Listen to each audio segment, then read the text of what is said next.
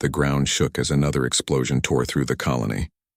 Daesung pressed himself against the crumbling wall, dust and debris raining down on his helmet. His medical bag felt heavy on his shoulder as he ran through the ruined building, searching for survivors. The Battle of Arcturus Ridge had turned into a nightmare. What started as a simple defense mission became a bloodbath when the Valkyrian forces arrived in greater numbers than anyone expected. Now 3 hours into the fight, both sides were bleeding badly. "Medic! We need a medic over here!" someone shouted from across the rubble. Daesung ducked low and rushed toward the voice. He found 2 soldiers pinned behind an overturned vehicle. One had a piece of shrapnel in his leg. The other clutched his arm, blood seeping through his fingers. "Hold still," Daesung said, his hands already working. He'd done this hundreds of times before. "Stop the bleeding first, stabilize, move to the next patient." The routine kept him focused, kept the fear at bay. He injected pain medication and began wrapping the leg wound. The soldier gritted his teeth but didn't scream. That was good. Screaming attracted attention, and they had enough problems already. "Fall back. All units fall back to the secondary position." The order crackled through his helmet radio. Daesung helped both soldiers to their feet. "Can you walk?" "Yeah, we got it." "Go help the others." He nodded and watched them limp toward the evacuation point. Then he turned back to scan the area. The building behind him was half collapsed, its walls cracked and unstable. Most of his unit had already pulled back. He should leave too. That's when he heard it. A sound that didn't belong in a battlefield. Crying. A child's crying. Daesung froze. It was faint, barely audible over the distant explosions and weapons fire. But it was there, coming from inside the collapsed building. He looked toward the evacuation point, then back at the building. Every instinct as a soldier told him to retreat. Every instinct as a medic told him something else. He ran into the building. The interior was a maze of fallen concrete and twisted metal. Fires burned in several corners, filling the air with smoke. Daesung activated his helmet's thermal scanner, searching for heat signatures. There in the basement level, something small and alive. "Hello?" he called out. "Can you hear me?" The crying stopped for a moment, then started again, louder this time. Desperate, Daesung climbed down through a gap in the floor, his boots crunching on broken glass. The basement was dark except for the light from his helmet. He followed the sound to a corner where a large concrete slab had fallen at an angle, creating a small pocket underneath. He knelt down and shined his light into the gap. 2 large eyes stared back at him. Not human eyes. The irises were too big, the pupils vertical slits. Purple-tinted skin showed through torn clothing. A Valkyrian child, Daesung's breath caught. The enemy. This was the enemy's child. The girl couldn't have been more than 8 or 9 years old. She was trapped under the concrete, her small body wedged in the tight space. Tears streaked down her face, and she was saying something in her own language. Words he didn't understand, but the tone was clear. She was terrified. For a long moment, Daesung didn't move. 3 years of war had taught him to see Valkyrians as the enemy. They'd killed his friends. They'd destroyed human colonies. They'd started this whole war. And now one of their children was trapped here, alone and dying. He could leave. No one would know. The building was going to collapse soon anyway. He could just walk away. The child whimpered, and her hand reached toward him through the gap, small fingers trembling. Daesung closed his eyes and took a breath. Then he opened them and got to work. "It's okay," he said softly, knowing she probably couldn't understand. "I'm going to get you out." He set down his medical bag and examined the concrete slab. It was massive, at least 2 tons. He couldn't lift it alone, and he had no time to get help. But there was a smaller piece of debris wedged underneath, acting as a support. If he could shift that, the building groaned above him. Another explosion hit somewhere nearby, and dust rained from the ceiling. He didn't have much time. Daesung braced his shoulder against the larger slab and pushed while simultaneously kicking at the smaller piece. The concrete shifted slightly. The girl cried out, and he stopped immediately. Sorry, he muttered. He repositioned himself and tried again, more carefully this time. It took 15 minutes of exhausting work, but finally the slab shifted enough to create a wider opening. Daesung reached in and carefully pulled the girl free. She gasped in pain, and he saw why. Her left leg was bent at a wrong angle. Broken, definitely. Maybe other injuries, too. He laid her down gently and opened his medical bag. His hands moved automatically, checking for other wounds, feeling for internal bleeding. She watched him with those huge, frightened eyes, still crying but quieter now. "You're going to be okay," he told her, even though she couldn't understand. "I promise." He splinted her leg using materials from his bag, then gave her a careful dose of pain medication. Human and Valkyrian biology weren't identical, but they were close enough that the medicine should work. Should, he hoped. The building shuddered again. More concrete fell. They needed to move, but the girl couldn't walk. Dae-sung looked around and made a decision. He rigged a simple harness using bandages and medical tape, then secured her to his chest, leaving his hands free. "Hold on tight," he said. She wrapped her small arms around his neck. Getting out was harder than getting in. The building was collapsing more with each passing minute. Twice, Dae-sung had to backtrack when passages became blocked. The girl stayed quiet, though he could feel her shaking against him. They finally emerged into daylight just as another section of the building crashed down behind them. Dae-sung didn't stop running until they were a safe distance away. Then he ducked into an abandoned medical bunker he'd noticed earlier during the battle.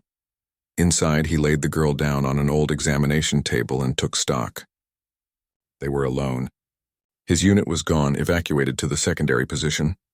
The Valkyrian forces had pulled back too. The battlefield was temporarily empty, both sides regrouping for the next engagement. He looked at the girl. She looked back at him. Neither spoke for a long moment. Then Dae-sung did something that would change everything.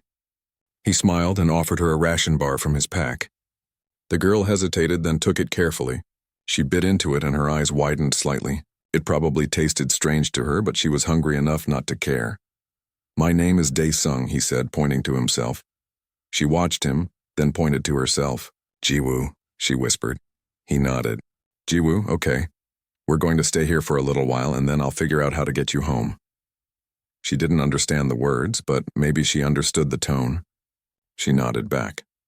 Dae-sung sat down against the wall, suddenly exhausted. What had he just done? He'd saved an enemy child, disobeyed orders, put himself at risk for someone he should consider hostile. If his commanders found out, he could face serious consequences. But when he looked at Jiwoo carefully eating her ration bar despite her injured leg, he knew he'd made the right choice. She was just a child. The war wasn't her fault. She didn't deserve to die alone in the dark.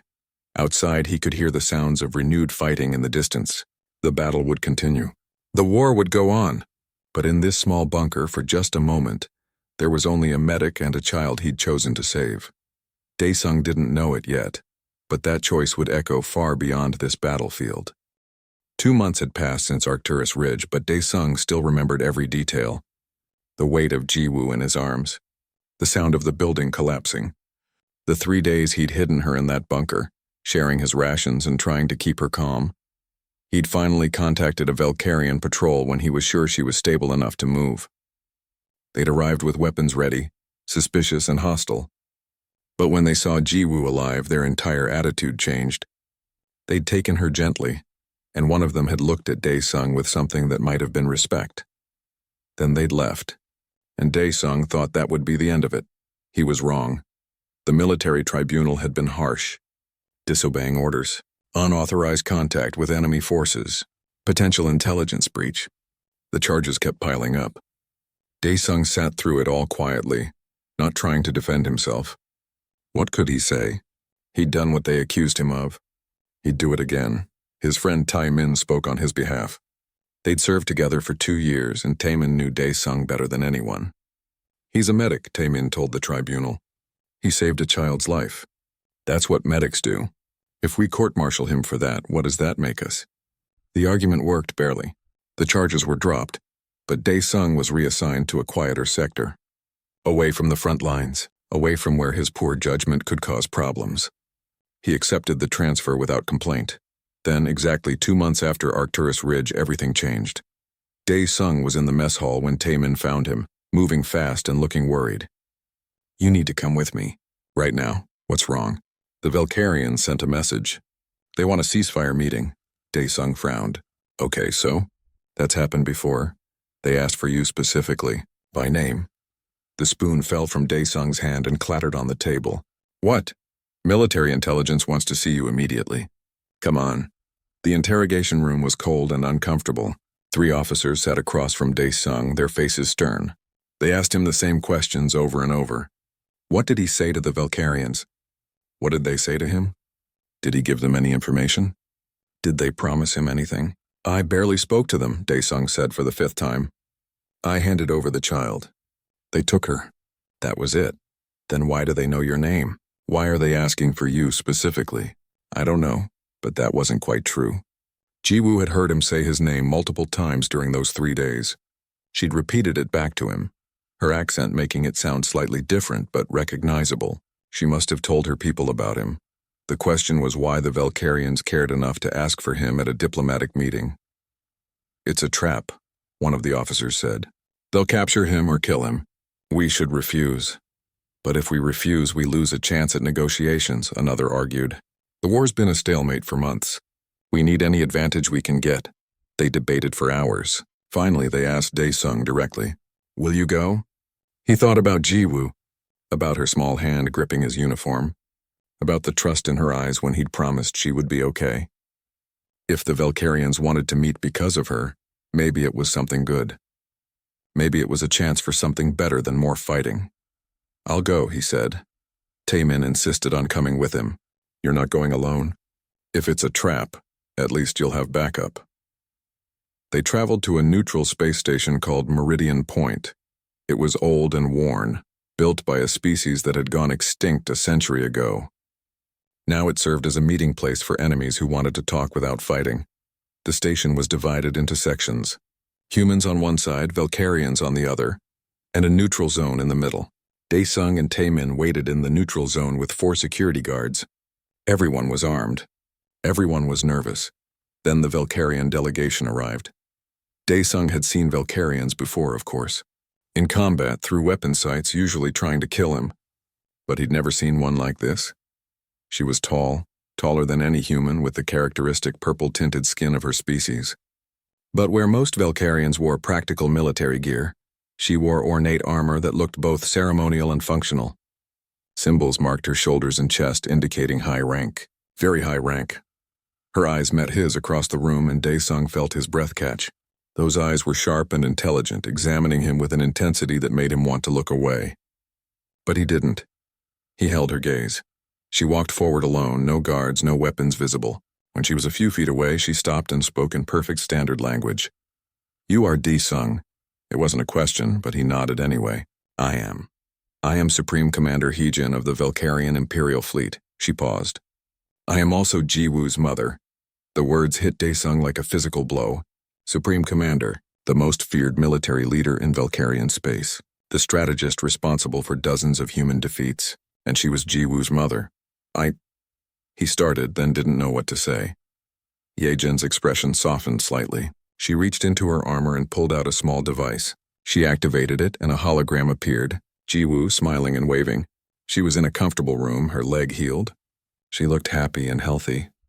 My daughter lives because of you, Heejin said quietly. She was on an unauthorized visit to that colony. Her tutor thought it would be educational. When the battle started, the tutor died trying to protect her. Ji-woo was alone, trapped, dying, and you saved her. I'm a medic, Dae-sung said, his voice rough. That's what medics do, even for the enemy? Heejin asked, even when it meant putting yourself at risk? When you could have simply walked away? He didn't answer. What could he say to that? Heejin took a step closer. Behind Dae-sung, his security team tensed, but Taemin waved them back. The Valkyrian commander stopped and spoke again, her words formal and precise. In Valkyrian culture, there is a tradition called the life debt. When someone saves a family member's life, especially a child's life, that person becomes bonded to the family. The debt can never be fully repaid, never forgotten, never dissolved. It is sacred. She reached up and removed a pendant from her neck. It was beautiful, made of some metal that seemed to glow with inner light. Symbols covered its surface, intricate and meaningful in ways Dae-sung couldn't understand. I offer you this life debt, Dae-sung of Earth. You saved my daughter. You saved my family. This debt is eternal. Dae-sung stared at the pendant. He had no idea what accepting it would mean. No idea of the implications. He looked at Taemin, who shrugged slightly. No help there, but he remembered Ji-woo's small arms around his neck. Her whispered thank you in broken standard on the 3rd day. the relief in her eyes when the Valkyrian patrol arrived. He reached out and took the pendant. Hye-jin's eyes changed. Satisfaction, yes. Relief, certainly. But there was something else there, too. Something Dae-sung couldn't quite read. She nodded once, slowly. The debt is accepted. You are now under the protection of my house. No Valkyrian will harm you. Your status is that of honored family guest. She stepped back and straightened to her full height. I will send details for your visit to our homeworld. You will be treated with the respect you deserve. Visit? Dae-sung echoed. I don't understand. The life debt requires certain obligations, cultural protocols that must be observed. Do not worry. Everything will be explained.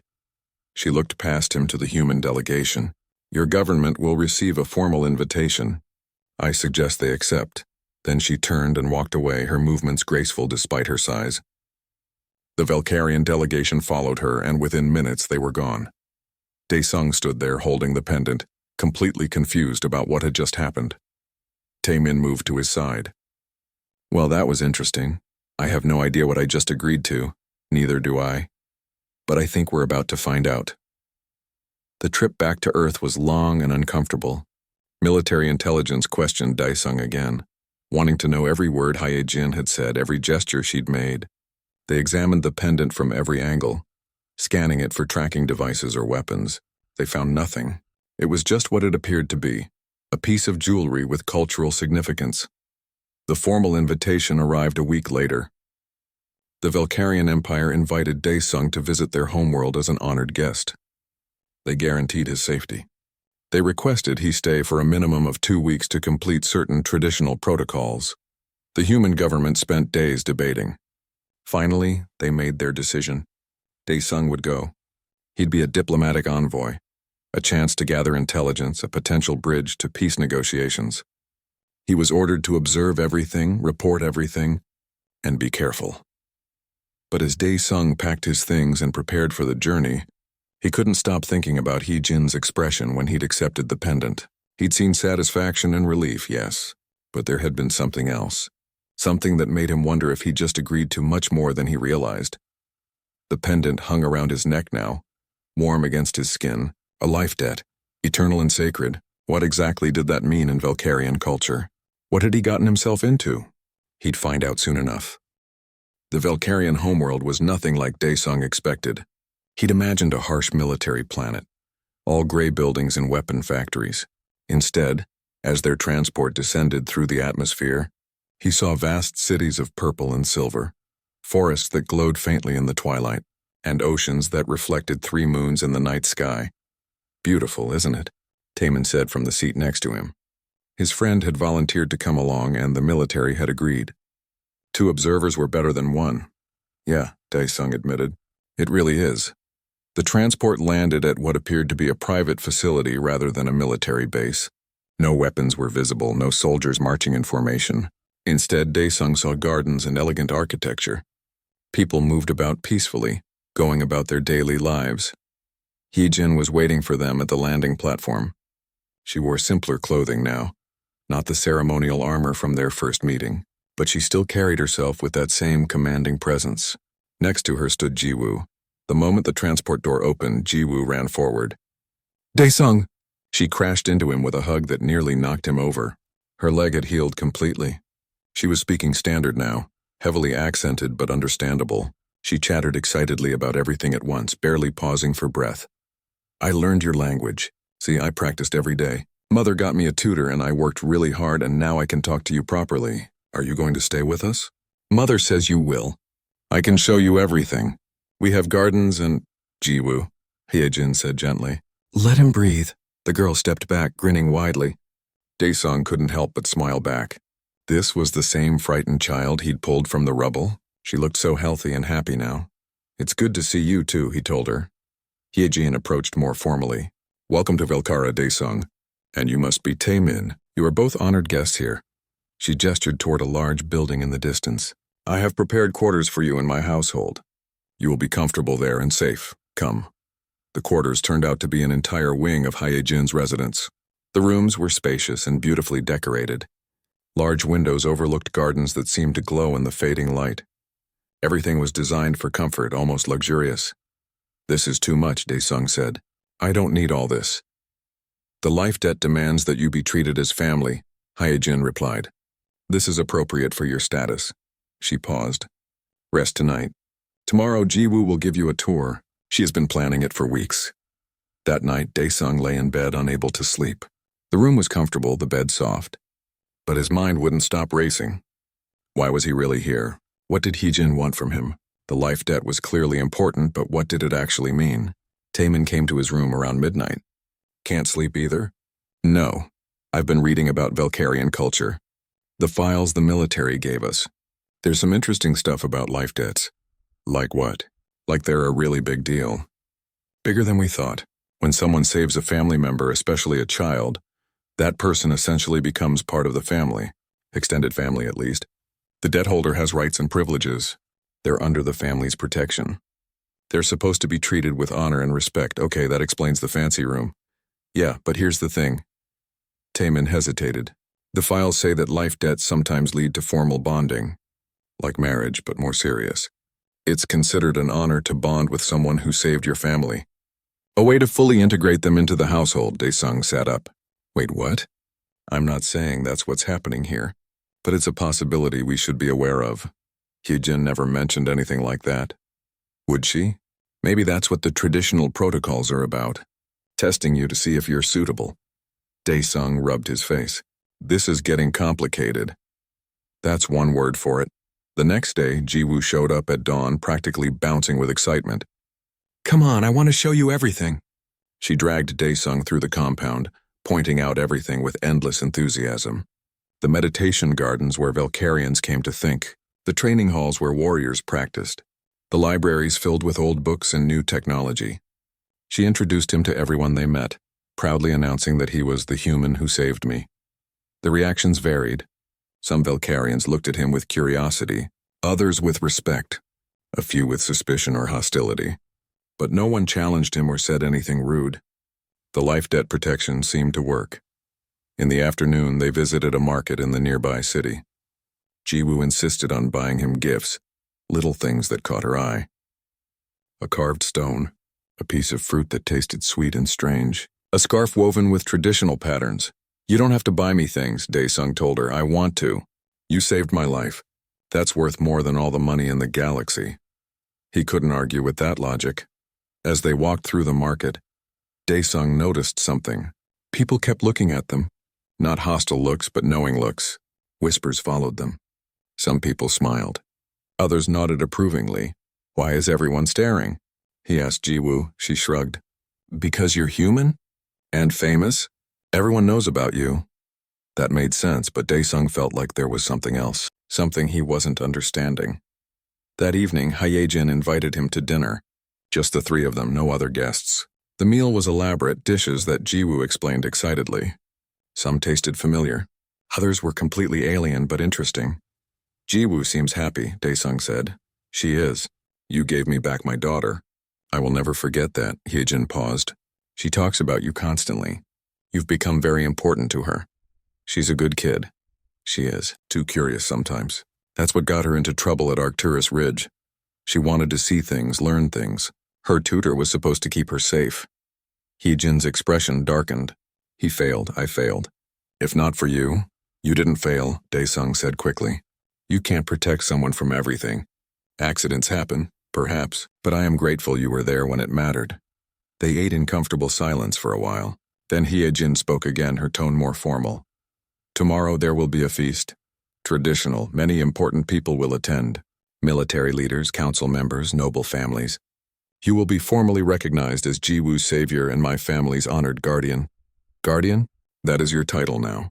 It comes with a life debt.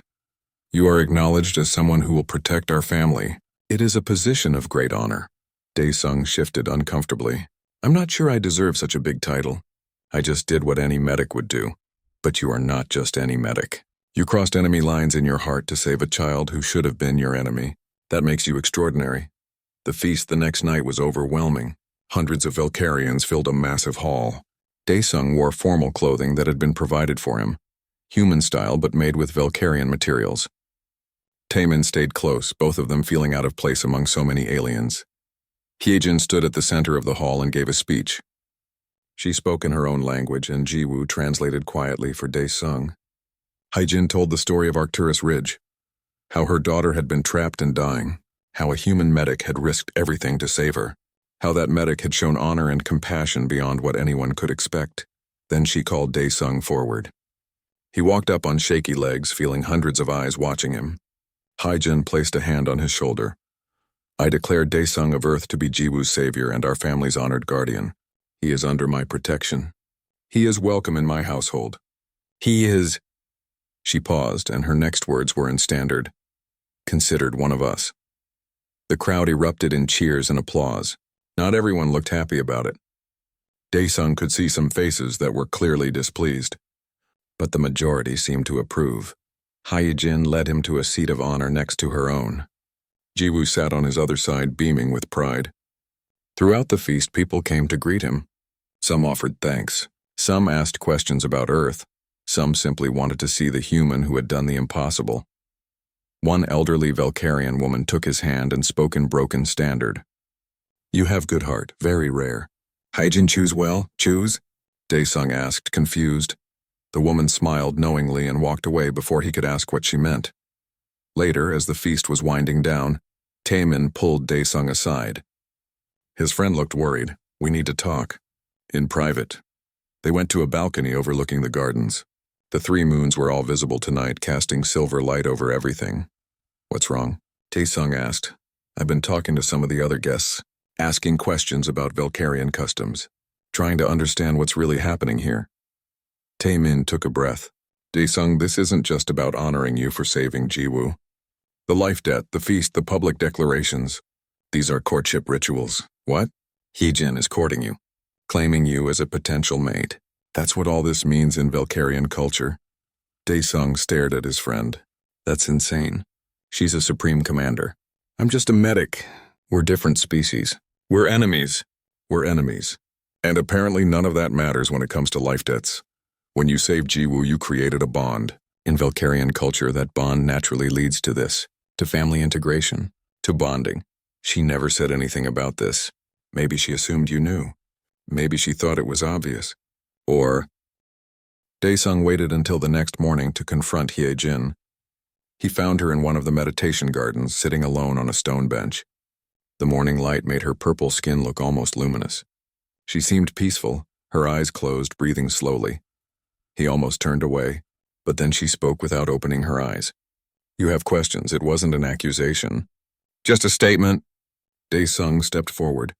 Yes. Sit, ask them. He sat on the bench, keeping a respectful distance between them. Taemin says the life debt isn't just about honoring me. He says it's about courtship, about bonding. Is that true? Hyejin opened her eyes and looked at him directly. No hesitation. No embarrassment. Yes, it is true. The simple honesty surprised him. You didn't tell me. I assumed you understood. The life debt is well known in our culture. When you accepted the pendant, you accepted everything that comes with it. She paused. But you are not Valkyrian. You did not know. That was my mistake, so what exactly does this mean? Hyejin stood and walked to a nearby fountain.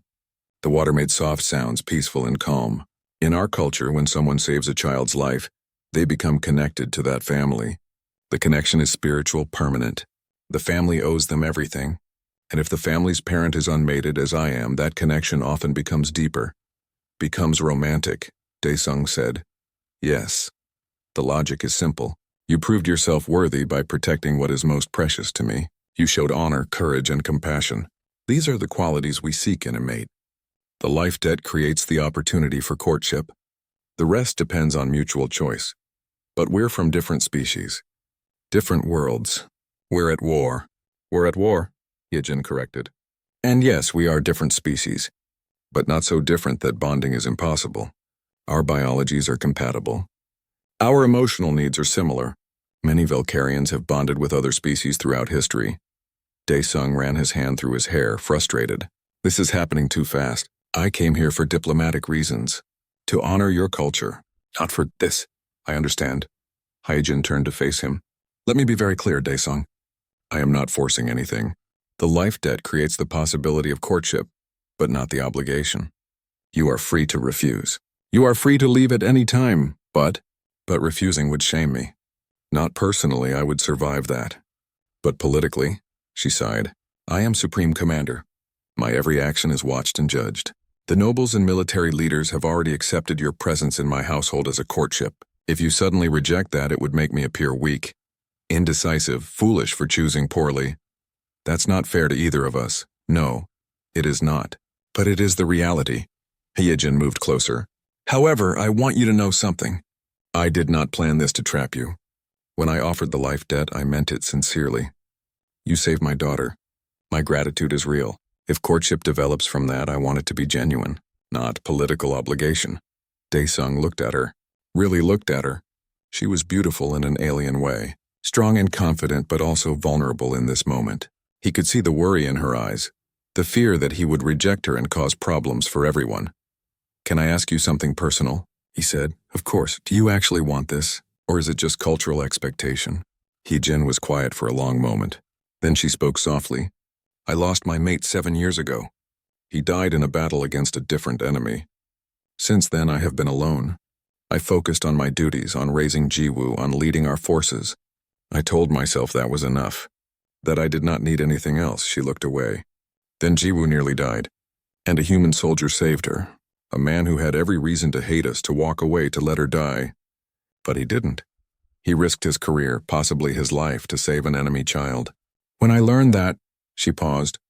I wanted to know more about this man, this Daesung who could show such compassion in the middle of war.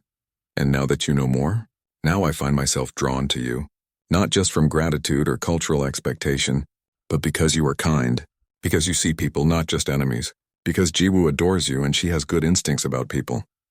Hyejin smiled slightly, and because you are brave enough to confront me about this rather than running away.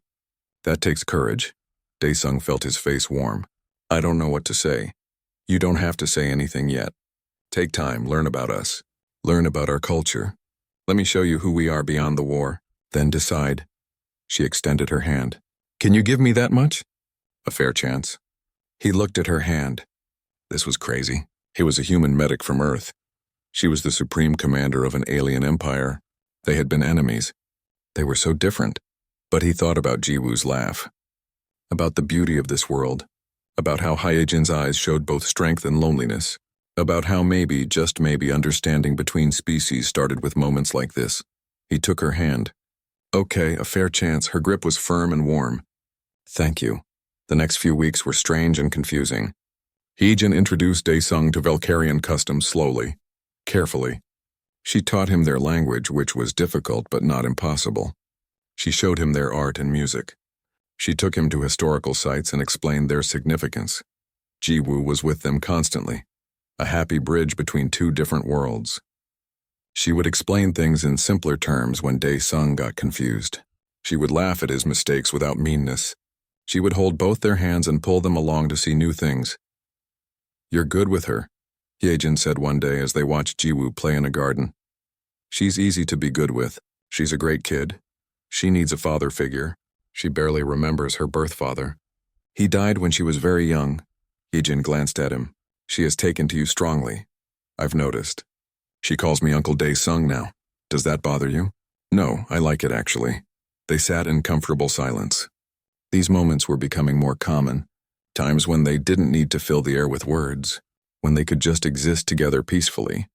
Daesung found himself noticing things about Hyejin.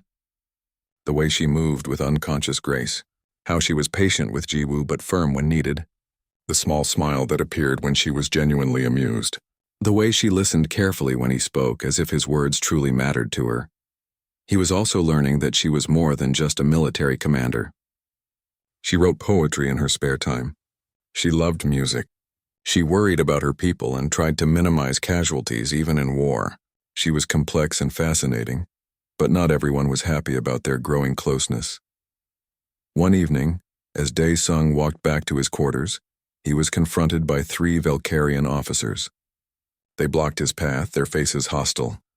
You don't belong here, human, the leader said in heavily accented standard. I was invited. I'm an honored guest. You're a parasite, taking advantage of our supreme commander's gratitude, worming your way into her household. Daesung tried to step around them. I don't want trouble. The leader grabbed his arm. You are trouble. You're making Hyejin look weak, making us all look weak, bonding with a human. It's an insult to our people. Let go of me. Or what? You'll cry to your protector? You're pathetic. The Valkyrian raised his hand, clearly intending to strike. Daesung tensed, ready to defend himself. But before anyone could move, a voice cut through the tension.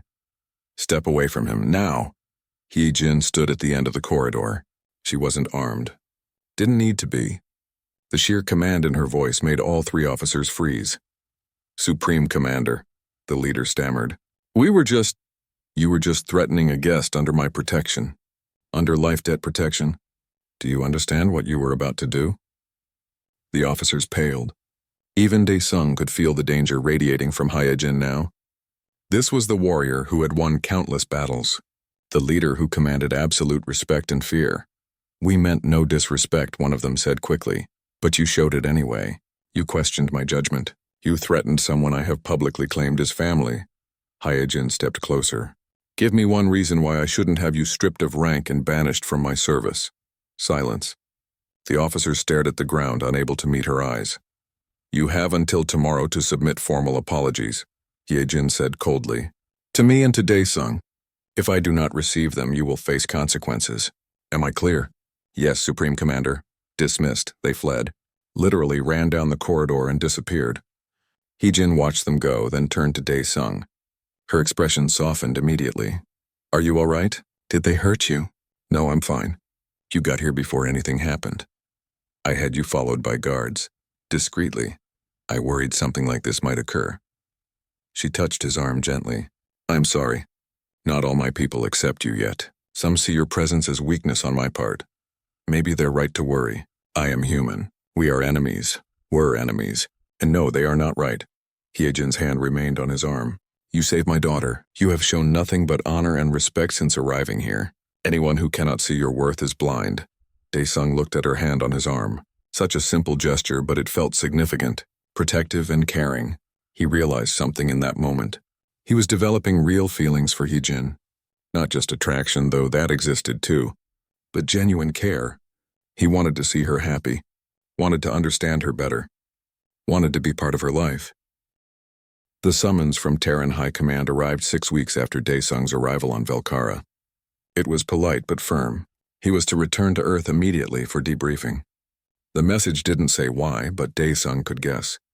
The military wanted to know what he'd learned, what he'd discovered, whether he was still loyal to humanity, or if he'd been compromised by the enemy. You have to go, Taemin said as they packed.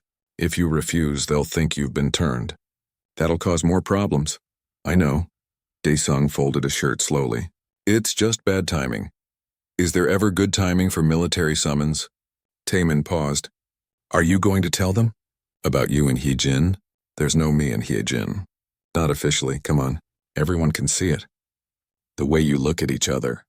The way Jiwoo treats you like a father already. It's obvious. Daesung sat on the bed, suddenly exhausted. I don't know what to tell them. I don't even know what this is yet. We've been spending time together, getting closer. But we haven't talked about the future, about what happens next, and maybe you should, before you leave. He found Hyejin in her office, reviewing military reports. She looked tired, the weight of command visible in the set of her shoulders. But when she saw him, she smiled, and some of that weight seemed to lift. I received your government summons, she said. I expected it would come eventually. You're not surprised? No, you've been here for weeks. Of course they want you back to report, to make sure you haven't forgotten where your loyalties lie. Daesung leaned against the desk. Have I forgotten? Hyejin set down her tablet and gave him her full attention. That's something only you can answer.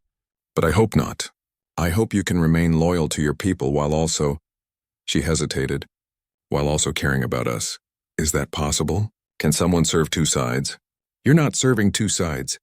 You're trying to build a bridge between them. That's different. Jiwoo appeared in the doorway, her eyes red from crying. You're leaving. Daesung's heart clenched. Just for a little while. I have to go home and talk to my commanders. But I'll come back. Promise? I promise. She ran to him and wrapped her arms around his waist. I don't want you to go. What if they don't let you come back? What if they make you stay? Then I'll find a way to visit. Or you can come visit me. He smoothed her hair gently. I'm not disappearing forever, Jiwoo. I promise. Heejin came around the desk and put a hand on her daughter's shoulder. Let him breathe, little one. And trust his word.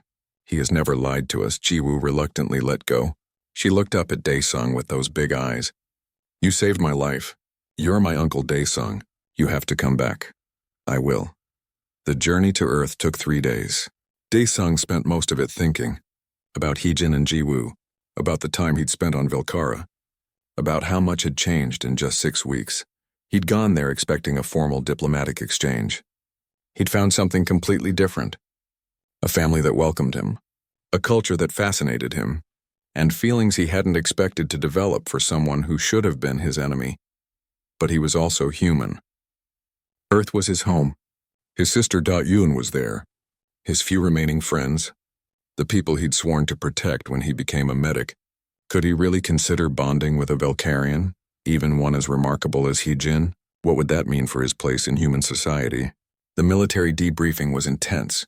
5 officers questioned him for hours. What had he seen? Who had he met? What military installations had he observed? What weaknesses in Velkarian defenses had he noticed? Daesung answered honestly. He'd seen cities and culture, not military secrets. He'd met diplomats and civilians, not tactical officers. He'd spent his time learning about Velkarian society, not spying on their defenses. That's a waste. One officer said harshly. You had access to their supreme commander. You could have learned valuable intelligence. I was there as a guest, under sacred protection. I wasn't going to betray that trust. Trust? With the enemy? They're not my enemy anymore, Daesung said quietly. Not after spending time with them. Not after seeing their cities and meeting their people. Not after, he stopped himself. Not after what? The officer leaned forward. What else happened there, Medic Daesung? He thought about lying, about keeping his growing relationship with Hye-jin private. But these officers would find out eventually. Better to be honest now. Supreme Commander Hye-jin offered me courtship. It's part of their life debt tradition. I accepted. The room erupted. Officers talking over each other, demanding explanations. How could he? What was he thinking? This was a betrayal. A scandal. Absolutely unacceptable. Only one officer remained calm. General Yoon, an older woman who'd seen decades of service. She held up her hand for silence. Explain, she said simply. Daesung explained everything. The life debt, the cultural significance, how refusing would have shamed Heejin, and potentially reignited war factions. How he'd spent weeks learning about Velkarian culture before accepting. How it wasn't just political obligation. He'd developed genuine feelings.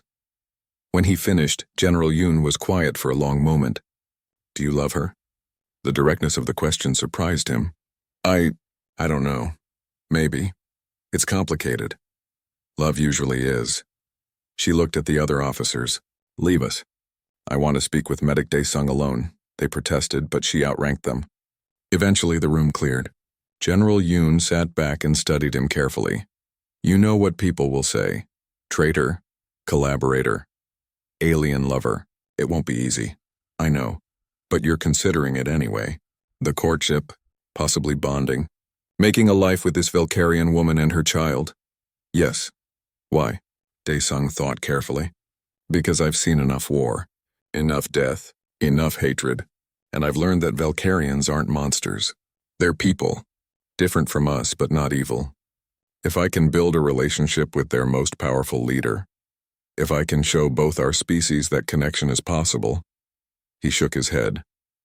Maybe it's naive, but maybe it could help end this war. General Yoon smiled slightly. You're right. It is naive. It's also possibly brilliant. She stood and walked to the window.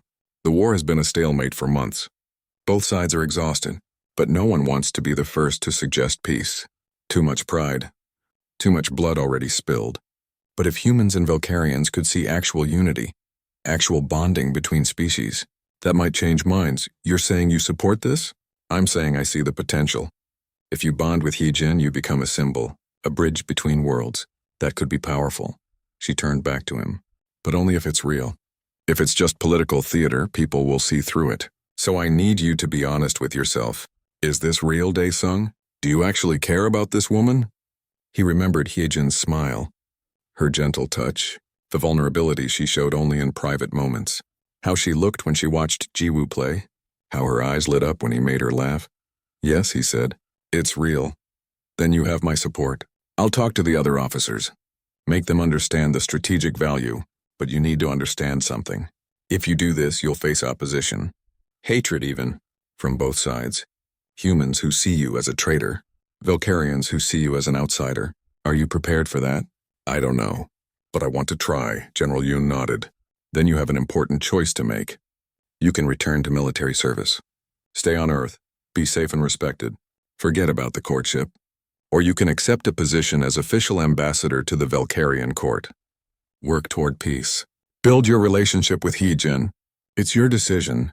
The choice should have been hard. Career versus uncertainty. Safety versus risk. His people versus his heart. But when Dae-sung thought about it, he realized the answer was already clear. I want to be the ambassador. I thought you might say that. General Yoon smiled. I'll submit the paperwork. You'll have diplomatic immunity and official status. Use it well. Before he left Earth, Dae-sung visited his sister. Dae-yoon lived in a small apartment in the city working as a teacher. She'd been the one constant in his life through everything. She deserved to know the truth. They sat on her balcony, drinking tea and watching the sunset. He told her everything. About Jiwoo. About Hye-jin. About the courtship and his decision to return as ambassador. Dae-yoon listened without interrupting. When he finished, she was quiet for a long time. Are you disappointed? He asked finally. No, I'm worried, but not disappointed. She took his hand. You've always been the kind person who saves everyone, even people you're supposed to hate. It's who you are. I'm not surprised you fell for someone you saved. I didn't save Hye-jin. I saved her daughter. Same thing, really. You saved what she loved most. Of course she fell for you too. Da-eun smiled. You know what I think? I think you've been lonely since you became a combat medic. You've seen so much death, so much pain. You stopped letting people close because it hurt too much when you lost them. But this Hee-jin, she's strong enough to stand beside you. And Jiwoo needs you. Maybe you need them too. Dae-sung felt his eyes sting. When did you get so wise? I've always been wise. You just never listened. She squeezed his hand. Go back to them. Build your bridge. If anyone can help end this war, it's you. Just promise me you'll be careful. And visit sometimes. I promise. The messages from Hee-jin had been arriving regularly during his time on Earth. At first they were formal, updates on Valkyrian politics, cultural,